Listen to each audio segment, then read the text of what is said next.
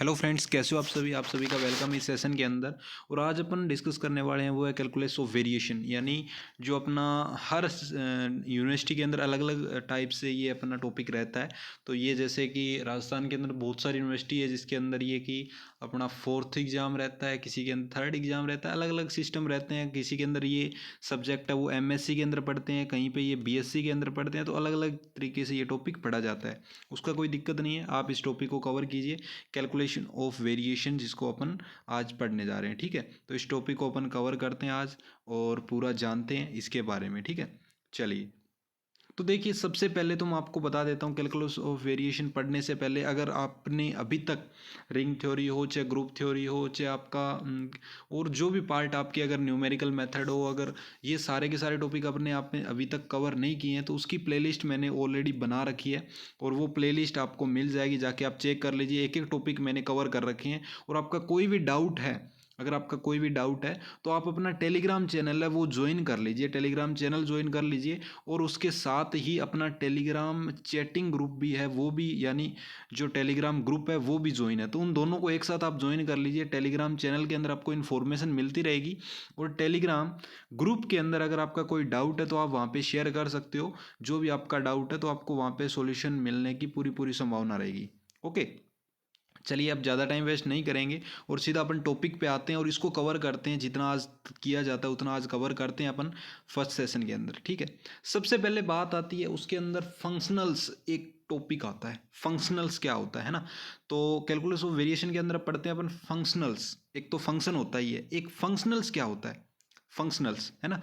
तो उसको अपन डिस्कस करते हैं पहले, फिर अपन इसको भी डिस्कस करेंगे। फंक्शनल्स क्या होता है, देखिए फंक्शनल्स जो ये वाला पार्ट रहता है ना, ये एफ, यानी एफ के जो फंक्शन है, यानी ए फंक्शन ओ फंक्शन, यानी ए फंक्शन ओ फंक्शन, यानी एक फंक्शन है वो किसी दूसरे का फंक्शन है तो उसको अपन क्या बोलेंगे, फंक्शनल्स बोलेंगे। क्या बोलेंगे, फंक्शनल्स बोलेंगे। जैसे यहाँ पे ये आई फंक्शन किसका है भाई, अपना आई फंक्शन होगा वाई एक्स का। जैसे ये आई रहता है अपना वाई एक्स का फंक्शन रहता है। ठीक है, तो आई किसका फंक्शन है, वाई एक्स का। और वाई एक्स किसका फंक्शन है भाई, आपका एफ का है।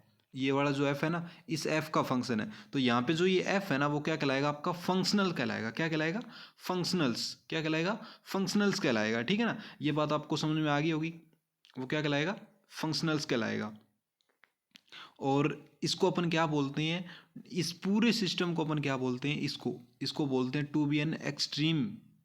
इसको जब अपन एक्सट्रीम करते हैं तब इसको अपन इस तरीके से इसकी फॉर्म बनती है, क्या, d f by d y minus d by d x, यानी डिफ्रेंशिएशन किसका, d f by d y dash का। ठीक है ना, डी वाई डैश का। तो इसके अंदर मेनली तीन अपने इसके अंदर रहते हैं, वाई वाई डैश, ठीक है ना, एक्स वाई और वाई डैश। इस फॉर्म में ये अपनी पूरी यूरल इक्वेशन रहती है, यूरल लैंग्राज इक्वेशन। ठीक है ना, यूरल लैंग्राज इक्वेशन के नाम से इसको जाना जाता है। शॉर्ट फॉर्म में इसको ऐसे लिखा जाता है, वैसे यूरल लैंग्राज इक्वेशन के नाम से इसको जाना जाता है। ठीक है ना, तो इसको अपन प्रूफ करते हैं, सिस्टमेटिक ढंग से इसको समझते हैं, फिर अपन आगे इस पर क्वेश्चन करेंगे। बहुत ज़्यादा इंपॉर्टेंट ये टॉपिक है जो कि स्टार्टिंग से ही स्टार्ट हो जाता है।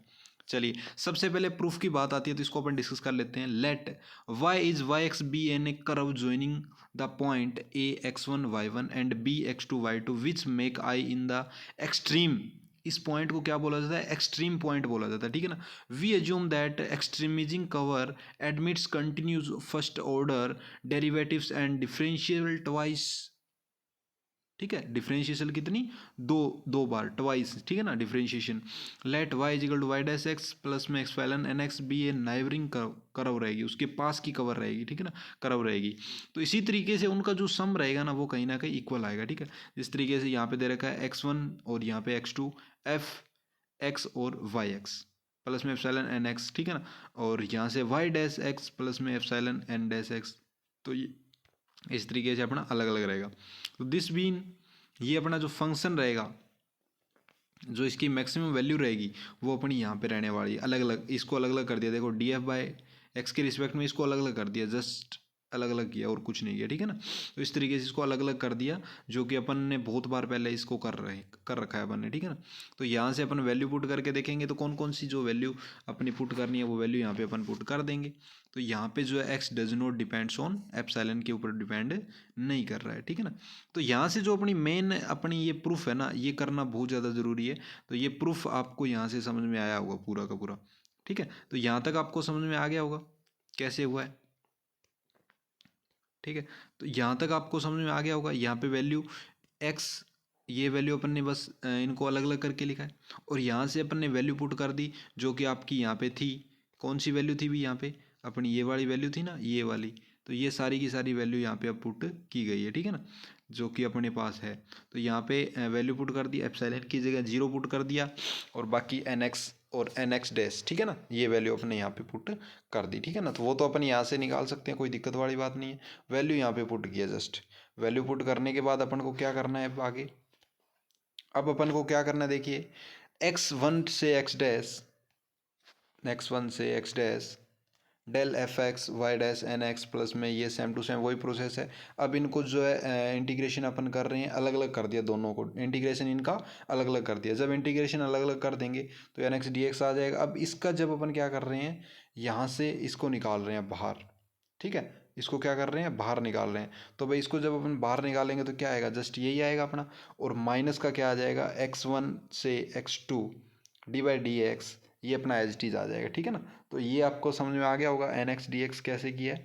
यहाँ पे इसको डिफ्रेंशिएशन किया, इंटीग्रेशन अपन ने किया, लेकिन ये कॉमन चीज़ बाहर आ जाएगी अपनी यहाँ पे, ठीक है ना। तो इतना ही इसमें होना था। और ये वैल्यू आपकी पता है, ये वाली वैल्यू तो अपनी 0 हो जाएगी यहाँ से डायरेक्ट, और ये वाली वैल्यू अब इसको क्या कर दिया, इसके साथ इंक्लूड कर दिया, ठीक है। अब यहाँ की वैल्यू और यहाँ की वैल्यू आपको पता है, तो इसमें पुट करोगे, और ये वैल्यू फिर आपको पता है 0 0 रहेगी, तो ये वैल्यू 0 0 रहेगी। तो यहाँ से आर्बिट्री अपना डायरेक्ट आएगा, वो कितना आ जाएगा, यही आएगा, ठीक है ना। तो डिफ्रेंशिएशन वाई का f with respect to y, और differentiation with respect to x d f y में डी वाई डैश, ठीक है ना। तो इसी को अपन क्या बोलते हैं, यूरल इक्वेशन बोलते हैं, यूरल लैग्रांज इक्वेशन बोलते हैं, ठीक है ना। तो ये आपको समझ में आ गया होगा। अब है ना देखो, इसके ना कुछ केस होते हैं जो इंपॉर्टेंट फॉर्म होती है, वो अपन को क्वेश्चन में मिलती है। जैसे कैसे, मैं आपको बताता हूँ। जैसे अपन ने स्टार्टिंग में पढ़ी थी, इक्वेशन पढ़ी थी ना अपन ने, वाई एक्स वाई डैश और वाई, यही पढ़ी थी ना, एक्स वाई वाई डैश। अब कुछ केस ऐसे होते हैं जिसके अंदर एक्स की टर्म आपको नहीं मिलती है। जब एक्स की टर्म नहीं मिलती, आपको सिंपल इतना मिलेगा, ठीक है ना, एफ वाई वाई डैश, इस तरीके की आपको फॉर्म मिल जाएगी क्वेश्चन के अंदर। तो उसका है ना अलग से एक फॉर्मूला होता है जो कि अपन याद करेंगे अभी, ठीक है ना। फिर आपको मान लो ऐसा क्वेश्चन मिल जाए जिसके अंदर क्या बोल दे, वाई ना दे, क्या ना दे, वाई ना दे, एक्स और वाई डैश दे दे, तो उसकी अलग फॉर्म होगी, तो उसको भी अपन याद करेंगे। तो उतने प्रूफ करने जरूरी नहीं है अपन को, ये याद करने जरूरी है, क्योंकि क्वेश्चन ही अपन को ऐसे मिलेंगे, ठीक है। कुछ केस ऐसे होंगे जिसके अंदर क्या होगा, वाई डैश ना दे के एक्स और वाई दे देगा, ठीक है ना। और कुछ है केस ऐसे होंगे जिसके अंदर एक्स वाई ना दे। तो इस तरीके से अपने केस है ना, वो अपन डिस्कस करते हैं, और फिर अपन आगे क्वेश्चन करते हैं, ठीक है ना। चलिए देखो, अपन एक एक चीज़ करेंगे, बस समझ के करेंगे, टाइम लगा के करेंगे। तो फर्स्ट केस अपना आ जाता है, इसको अपन डिस्कस करते हैं। चलिए, difference from a Euler equation, case first. Case first आपको पता चल गया होगा। ये अब देखिए यहाँ पे क्या हो रहा है अपना, इसमें कुछ नहीं हो रहा, बस उसको थोड़ा सा डीपली में करके बताया गया।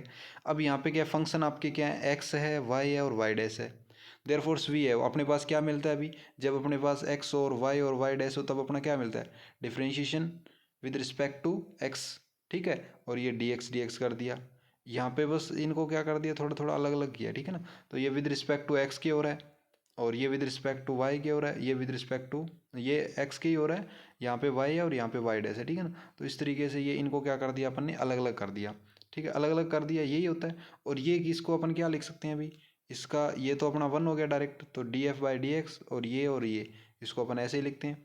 तो यहाँ से d by d x y dash d f by d y, और y dash d by d x, इसको क्या कर दिया, वाई डैश को कांस्टेंट को बाहर ले लिया, इसको अंदर मल्टीप्लाई कर दिया, तो इस तरीके से, और प्लस में ये एज इट इज रख दिया। ये सेकंड इक्वेशन आपकी आ गई यहाँ से, ठीक है ना। ये कौन सी आ गई भाई, सेकंड इक्वेशन। अब सब्सटीट्यूट करेंगे अपन, अब second from first, second equation है फर्स्ट में पुट कर देंगे, ठीक है ना। तो सेकंड की वैल्यू है वो किस में पुट कर देंगे, फर्स्ट में पुट कर देंगे, ठीक है ना। तो फर्स्ट में अपन पुट कर देंगे, कहाँ पे कर देंगे, इसकी जगह वैल्यू पुट कर देंगे, इसकी जगह ये है ना जो यहाँ पे अपन ये वाली वैल्यू पुट कर देंगे, ठीक है ना। तो ये वैल्यू पुट कर देंगे, यहाँ पे वैल्यू पुट करने के बाद आपके पास क्या मिलेगा भाई, देख लीजिए क्या आएगा। बस वही वैल्यू पुट करनी है और यहाँ पे कुछ वैल्यू जीरो हो जाएगी और लास्ट में अपना आंसर आ जाए। देखो ये है और यहाँ पे वैल्यू पुट कर दी, ठीक है। वैल्यू पुट करनी है, क्या वैल्यू है, वो अपनी वैल्यू पुट कर दी। तो वैल्यू अपनी ये थी, वैल्यू अपन ने यहाँ पे डी वाई ये इसको एच डी रखा, अब इसको सिंप्लीफाई किया, ठीक है। तो ये सारी की सारी वैल्यू अपनी जीरो यूजिंग, अपन ने पीछे रिजल्ट निकाला था ये जीरो के इक्वल होता है ना, तो ये अपना जीरो आ रहा है, तो डायरेक्ट अपना क्या आ गया, d f by d x आ जाएगा ना, ये इसके इक्वल आ जाएगा, ठीक है ना। तो ये अपनी क्या आ जाएगी, यहाँ से इक्वेशन आ जाएगी, ठीक है, जो कि जीरो के इक्वल आती है, ठीक है। तो ये इक्वेशन आपको समझ में आ गया। अब solution of variable equation, every solution of variable equation which satisfy boundary condition is called extremal or stationary function. ये मैंने आपको बता दिया था, एक्सट्रीमल इसको बोलते हैं, एक्सट्रीमल, ठीक है ना, एक्सट्रीमल इसको बोलते हैं। Every solution of Euler equation which satisfy boundary condition, boundary condition को वो सेटिस्फाई कर रही है, तो ठीक है। अब बाउंड्री कंडीशन की सेटिस्फाई करने का मीनिंग क्या हुआ, the extremal can be easily absent in flowing case. अब इसके केस मैं आपको बता देता हूँ कौन कौन से हैं जो मैं आपको बता रहा था। जब आपके पहला केस इसके अंदर आता है, देखो पहला केस इसके अंदर क्या आता है, पहला केस इसके अंदर ये आता है, when the integrate F is a independent of x, यानी एक्स से इंडिपेंडेंट हो, यानी एक्स वहाँ पे ना दिया हो आपको, तो फंक्शन आपका क्या रहेगा भाई, एफ आई वाई क्या रहेगा, ए से बी एफ वाई और वाई डैश डी एक्स रहेगा। देखो यहाँ पे एक्स की टर्म नहीं है, तो यहाँ पे एक्स की वैल्यू नहीं है, यानी कि if F does not depends on x, तो एफ है ना वो डिपेंड नहीं कर रहा है, किसके ऊपर डिपेंड नहीं कर रहा है भाई, एक्स के ऊपर डिपेंड नहीं कर रहा है। Therefore del f x by del x, del f by del x किसके इक्वल होगा, जीरो के इक्वल होगा। देन फ्रॉम अपने जो फर्स्ट इक्वेशन जो अपन ने देखी थी, तो वी हैव अपन क्या जानते हैं, d by d x f minus y dash d y by d f by d y dash equal to zero होता है अपना, ठीक है ना। लेकिन जब अपनी यहाँ पे वैल्यू जीरो, एक्स की वैल्यू जीरो, तब अपना क्या बन जाता है, एफ डी ये y dash f d f by d y dash is equal to c, where c is any arbitrary constant, ठीक है ना। तो ये वैल्यू अपनी कब रहेगी, जब आपकी एक्स की वैल्यू ना दी हो। कोई क्वेश्चन आपको मिलेगा, ठीक है ना, उस क्वेश्चन में अगर वो क्वेश्चन में आपको क्या ना दिया हो, एक्स की वैल्यू ना दी हो ना, तो भाई डायरेक्ट ये फॉर्मूला माइंड में रखना, आप भी ये फॉर्मूला यूज होगा उस तरीके वहाँ पे, यानी जो फंक्शन दिया है, function minus y dash d f by d y dash, ठीक है ना। तब इसका यूज होगा जब आपको एक्स ना दिया हो, किसी क्वेश्चन में एक्स ना दिया हो। तो आई होप आपको ये फर्स्ट केस समझ में आ गया होगा। चलिए अब अपन चलते हैं सेकंड केस के ऊपर। सेकंड केस क्या है, ध्यान से देखिए, when f is independent of y, यानी एफ है ना वो इंडिपेंडेंट ऑफ वाई है, यानी वाई पे डिपेंड नहीं कर रहा है, वाई पे डिपेंड नहीं कर रहा है। देखो यहाँ पे एक्स और वाई डैश दे रखा है और वाई नहीं है, यहाँ पे वाई नहीं है। जब वाई नहीं है तब अपना ये फॉर्मूला रहता है, क्या फॉर्मूला रहता है अभी, ये फॉर्मूला रहता है d by d x d f by d y dash equal to zero, यानी d f by d y dash किसके इक्वल रहेगा, आपका सी के इक्वल रहेगा, ठीक है, कांस्टेंट के इक्वल रहेगा। तो ये कब रहेगा भाई, जब आपका वैल्यू क्या दिया हो, वाई ना दिया हो, क्या ना दिया हो, वाई ना दिया हो, ओनली एक्स और वाई डैश दिया हो, एक्स और वाई डैश दिया हो, तब आपका क्या रहेगा भाई, ये रहने वाला है, कौन सा, ये रहने वाला है d f by d y dash. जब आपका क्या ना दिया हो, वाई ना दिया हो, जब आपका वाई ना दिया हो, ठीक है ना। तो ये बात आपको ध्यान रख लेनी है। दो मैंने अपने दो केस समझ लिए। अब अपन थर्ड केस और डिस्कस कर लेते हैं। थर्ड केस के अंदर क्या होता है, when f is independent of y dash, यानी वाई डैश पे डिपेंड नहीं कर रहा है, यानी वाई डैश है वो एग्जिस्ट नहीं कर रहा है, ओनली एक्स और वाई है। जब आपके एक्स और वाई वेरिएबल दिए हो किसी क्वेश्चन के अंदर, तब आपका क्या होगा, d f by d y is equal to zero के रहेगा, d f by d y किसके इक्वल रहेगा, जीरो के अंदर रहेगा। देखो पिछले क्वेश्चन में अपना क्या दिया हुआ था, वाई नहीं दिया हुआ था, क्या नहीं दिया हुआ था, वाई नहीं दिया हुआ था, तो वाई डैश है ना वो कांस्टेंट के इक्वल आ गया था, वाई कांस्टेंट के इक्वल आ गया था, y dash differentiation y dash के रिस्पेक्ट में।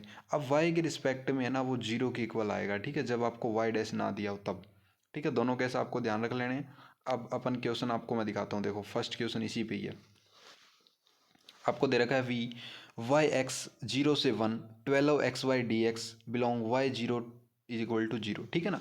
अब ध्यान से देखो यहाँ पे क्या नहीं दिया हुआ है भाई, यहाँ पे वाई डैश नहीं दिया हुआ है, क्या नहीं दिया हुआ है, वाई डैश नहीं दिया हुआ है। तो भाई वाई डैश नहीं दिया हुआ है, तो सबसे पहले अपन इसका देखो 12 एक्स वाई है, किसकी रिस्पेक्ट में करेंगे, वाई के रिस्पेक्ट में करेंगे ना। देखो मैंने आपको बताया था जब आपको वाई डैश ना दिया हो, देखो यहाँ पे वाई डैश नहीं दिया है तो अपन किसके रिस्पेक्ट में कर रहे हैं, डिफरेंशिएशन वाई के रिस्पेक्ट में करें। देखो d f by d y is equal to zero है ना, तो यहाँ पे भी अपन क्या करेंगे, d f by d zero करेंगे। देखो यहाँ पे करेंगे तो कितना आएगा, 12x आएगा ना, 12x आएगा। और ये किसके इक्वल है भाई, ये जीरो के इक्वल है। किसके इक्वल है, जीरो के इक्वल है ना। तो यहाँ पे क्या आ जाएगा, by Euler equation given f y is equal to zero, तो यहाँ से कितना आ जाएगा आपका, जीरो आ जाएगा। ठीक है ना, तो इस तरीके से ये क्वेश्चन अपना हो गया।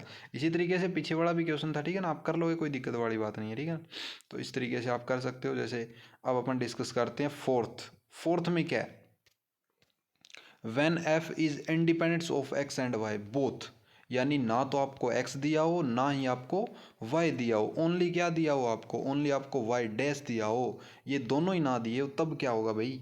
ठीक है ना, तो उस टाइम में आपको क्या करना होगा, उस टाइम में आपका क्या रहेगा, जो d f by d x रहेगा वो जीरो के equal, d f by d y वो जीरो के इक्वल। ठीक है ना, देयरफॉर यानी इन दोनों की वैल्यू आपकी जीरो के इक्वल रहेगी, तब आपका ओनली वाई डैश रहेगा। ठीक है ना, f is equal to f y dash रहने वाला है, तो d by d x d f by d y dash equal to zero. तो इसके अंदर ये वही टर्म है, बस इसके अंदर वैल्यू पुट की है। तो इसका जो रहेगा अपना क्या रहेगा, जो इसका वो रहेगा y dash is equal to y dash is equal to c one एक तरीके से, यानी वाई डबल डैश है वो जीरो के इक्वल रहेगा। तो इसको मैं सिंप्लीफाई करके आपको दिखाता हूँ, देखो समझिए आप थोड़ा सा डीपली में समझेंगे तो आपको समझ में आ जाएगा अच्छे तरीके से। यहाँ तक तो कोई दिक्कत नहीं है, इसके अंदर वैल्यू डिफ्रेंशिएशन कर दिया वाई इसका वाई डैश का, फिर दोबारा वाई पहले एक्स के रिस्पेक्ट में कर दिया, फिर वाई के रिस्पेक्ट में कर दिया, फिर वाई डैश के रिस्पेक्ट में कर दिया। ठीक है ना, करने के बाद यहाँ पे जो वैल्यू है ये ज़ीरो हो जाएगी, आपको पता है ये वैल्यू जीरो हो जाएगी, आपको पता है क्योंकि ये वैल्यू जीरो की इक्वल रहती है। और यहाँ पे जो है ये वैल्यू मेन रहने वाली है अब, और ये इक्वल टू जीरो है ही, क्योंकि इंडिपेंडेंस है एक्स और वाई का इंडिपेंडेंस है ना, तभी इसलिए यहाँ पे वैल्यू जीरो हो गई। ठीक है ना, क्वेश्चन में क्या बोला है, अभी एक्स और वाई आपको दिए हुए ही नहीं है, तो भाई ये वैल्यू तो जीरो हो ही जाएगी। बचा क्या है भाई, वाई डैश ही बचा है ना, बचा क्या है, वाई डैश ही बचा है। अब वाई डैश बचा है तो अब इसको आप करोगे तो डबल डैश है, तो डी स्क्वायर एफ यानी differentiation with respect to y dash, तो दो बार कर रहे हो। ठीक है ना, तो डी टू एफ वाई में डी वाई टू और वाई डबल डैश। ठीक है ना, ये आप समझ में आ गया होगा, इक्वल टू जीरो है, तो डी स्क्वायर एफ और डी वाई यानी डबल डिफ्रेंशिएशन हो गया, इक्वल टू जीरो के आ गया। ठीक है ना, तो ये बात आपको ध्यान रख लेनी है, ये इक्वल टू जीरो आ गया। अब देखो इसके अंदर केस है ये, इफ़ क्या केस है, अगर ये आपका जीरो के इक्वल ना आए, अगर ये आपका जीरो के इक्वल ना आए, ठीक है ना, जीरो के इक्वल ना आए ना, देन क्या रहेगा, y double dash equal to zero रहेगा आपका, वाई डबल डैश किसके इक्वल रहेगा, जीरो के इक्वल रहने वाला है। ठीक है ना, और y one is equal to c one कोई कांस्टेंट है। ठीक है, वाई वन क्या है, इक्वल वाई डैश है वो किसके इक्वल है, सी वन के, और सी वन कोई कांस्टेंट रहेगा अपना। ठीक है ना, वो कांस्टेंट वैल्यू रहेगी फिक्स आपकी, तो y इज इक्वल टू क्या आएगा, सी वन एक्स प्लस में सी टू, तो सी वन और सी टू क्या आपके एक कांस्टेंट वैल्यू है। ठीक है ना, तो आई होप आपको ये चार के चार इंपॉर्टेंट केस समझ में आ गए होंगे, अभी तक के चार इंपॉर्टेंट केस थे, चारों के चारों इंपॉर्टेंट केस आपको समझ में आ गए होंगे आई होप। चलिए अब अपन डिस्कस करते हैं क्वेश्चन एक दो, और ये इंपॉर्टेंट क्वेश्चन है और बहुत ज़्यादा इंपॉर्टेंट क्वेश्चन है जो अपन डिस्कस कर लेते हैं, लास्ट टाइम एग्जाम में ये पूछे गए हैं। ठीक है ना, चलिए आपको कोई भी दिक्कत आए आप टेलीग्राम चैनल ज्वाइन कर लीजिए, अभी मैं आपको बोल रहा हूँ टेलीग्राम चैनल है जिसका लिंक आपको डिस्क्रिप्शन बॉक्स के अंदर मिल जाएगा, वहाँ पे आपको इंपॉर्टेंट नोट्स भी प्रोवाइड करवाए जाते हैं। इसके अलावा वहाँ पे अपना चैटिंग ग्रुप है जो, उसके अंदर भी आप ज्वाइन कर लीजिए, आपका कोई डाउट है तो वहाँ पे आप शेयर कर सकते हो। चलिए अब अपन डिस्कस करते हैं क्वेश्चन को, क्या बोल रहा है क्वेश्चन, बोल रहा है आपको find the plane curve of a shortest length joining two point A1 B1 and b point है A2 B2, दो पॉइंट आपको दे दिए, एक A1 B1 है और दूसरा पॉइंट आपको A2 B2 दे दिया। ठीक है ना, उनके बीच का शॉर्टेस्ट डिस्टेंस बताना, आपको क्या बताना है, कम से कम क्या डिस्टेंस हो सकता है। देख जैसे मान लो ये आपका एक प्लान है, ये A पॉइंट है, ये B पॉइंट है। ठीक है ना, अब यहाँ से अपन ऐसे जा सकते हैं, यहाँ से अपन ऐसे जा सकते हैं। अब शॉर्टेस्ट डिस्टेंस तो आपको पता है एक स्ट्रेट लाइन रहेगी उनके बीच की, है ना, एक स्ट्रेट लाइन रहेगी, वही शॉर्टेस्ट डिस्टेंस रहेगा, तो उसको ही अपन को निकाल के दिखाना है। भी वो शॉर्टेस्ट डिस्टेंस कैसे आएगा वो निकाल के दिखाना है। अपन को पता है भी शॉर्टेस्ट डिस्टेंस होता यही है, यही होता है। क्या होता है, एक स्ट्रेट लाइन होती है, किसी कर्व के बीच की स्ट्रेट लाइन होती है, वही शॉर्टेस्ट डिस्टेंस होता है। लेकिन वो अपन ने 12th क्लास तक पढ़ा था। ठीक है ना, अब अपन को वो है ना एक एक चीज़ है ना, मान लो बारीकी से यहाँ पे बतानी पड़ेगी। ठीक है ना, वो अपन को यहाँ पे बारीकी सी बतानी पड़ेगी। चलो वो अपन डिस्कस करते हैं अब। ठीक है, देखो शो दैट क्या है, the shortest distance between 2 points in A plan is a straight line. आपको पता है भी स्ट्रेट लाइन रहती है वही आपकी क्या रहती है, एक शॉर्टेस्ट डिस्टेंस रहता है। अब सॉल्यूशन अपन करते हैं। We know that an arc length of the curve y is equal to y x joining a1 b1 और a2 b2 is given by a I f y. ठीक है, आई वाई है, a1 से a2 root 1 plus y square d x, ये first equation. अब ये सोचोगे यार ये फर्स्ट इक्वेशन कैसे आ गई, ये फर्स्ट इक्वेशन आई है अपनी लेंथ ऑफ आर्क से। ठीक है ना, तो जो लेंथ ऑफ आर्क होता है उसके अंदर अपना क्या रहता है, ये वैल्यू रहती है लेंथ ऑफ आर्क की। ठीक है ना, तो ये डिस्कस आपको याद रख लेनी है। लेंथ ऑफ आर्क जब अपन वैल्यू निकालते हैं लेंथ ऑफ आर्क, तो इसका यही फॉर्मूला रहता है। क्या रहता है भाई, a1 से a2, यानी ये तो अपने जो पॉइंट है, और 1 plus y square d x. ठीक है ना, तो यहाँ पे Y a1 equal to b1 है और Y a2 equal to b2 है। ठीक है ना, ये आपको पता है। Now we have to find the extremal of this. अब अपन इसके पॉइंट निकाल रहे हैं और फंक्शन आपके पास क्या क्या, एक्स वाई वाई डैश तीनों है, तो 1 प्लस वाई डैश का होल स्क्वायर आ जाएगा। वैल्यू पुट किया और कुछ नहीं किया। ठीक है ना, अब अपन इसके अंदर वैल्यू पुट करेंगे किसका, अपन लेंग्राज इक्वेशन। ठीक है ना, यूलर लेंग्राज इक्वेशन का यूज करेंगे, जिसका फॉर्मूला आपको पता है d y by d x d f by d y minus d y d x d f by d y dash equal to zero होता है। ठीक है ना, अब यहाँ पे वैल्यू पुट किया, कुछ नहीं किया। देखो सबसे पहले तो इसका डिफ्रेंशिएशन किया, कितना आएगा, जीरो आएगा। जीरो आएगा ना, इसका जीरो आ जाएगा डी बाई डी एक्स, और यहाँ पे वो जो है वैल्यू उसको यहाँ पे डिफ्रेंशिएशन कर दिया वाई डैश के रिस्पेक्ट में, तो यहाँ पे two y dash two in two में 1 प्लस वाई डैश स्क्वायर। अब आप बोलोगे यहाँ पे जीरो कैसे आ गया, जीरो इसलिए आ गया क्योंकि यहाँ पे वैल्यू है ना, देखो ध्यान से, एक्स और वाई की तो है ही नहीं, ओनली वाई डैश हो रहा है। ओनली क्या आ रहा है, वाई डैश आ रहा है ना, वाई डैश। और वैसे ही मैंने बताया हुआ है, जब आपका वाई डैश ओनली आए तब उसके अंदर क्या फॉर्मूला लगता है, ये क्या है, ओनली वाई डैश आ रहा है। और अपन ने 4 केस अभी स्टडी की थी, 4 केस स्टडी किए थे ना, जिसके अंदर ओनली वाई डैश आपका आए, क्या है, ओनली वाई डैश। और ये केस वो यही है आपके सामने, ये देखो ये वही केस चल रहा है। ठीक है ना, वाई डैश वाला। ठीक है, तो यहाँ पे वाई डैश वाला, ये सारी की सारी वैल्यू जीरो हो रही है ना यहाँ पे, तो ये वाई डैश वाला केस है। तो यहाँ पे अपना क्या आ जाएगा भाई, ये जो वैल्यू है जीरो हो जाएगी, क्योंकि यहाँ पे क्या है, ओनली वाई पे डिपेंड, वाई डैश पे डिपेंड कर रहा है, वाई पे तो डिपेंड ही नहीं कर रहा है, ओनली वाई डैश है। तो वाई डैश आपको पता है d by d x d f by d y dash equal to zero रहता है डायरेक्ट, यही रहता है ना, अपन ने देखा था। और इसको अपन मल्टीप्लाई करेंगे तो स्क्वायर हो जाएगा ना, तो डबल डेरिवेटिव हो जाएगा। तो इस तरीके से अपन यहाँ पे डायरेक्ट क्या करेंगे, उसका यूज़ करेंगे। ठीक है ना, डायरेक्ट कर सकते हैं, ये चीज़ लिखने की ज़रूरत नहीं है। अगर बाई केस आप लिखना चाहते हो तो ये लिख सकते हो, कोई ज़रूरी नहीं है ये जीरो लिखो ये फॉर्मूला लिखो, लेकिन अगर आपको याद है तो लिख दो, कोई दिक्कत नहीं है। ठीक है ना, तो उसी का अपन ने यूज़ किया, यहाँ पे ये जीरो हो जाएगा।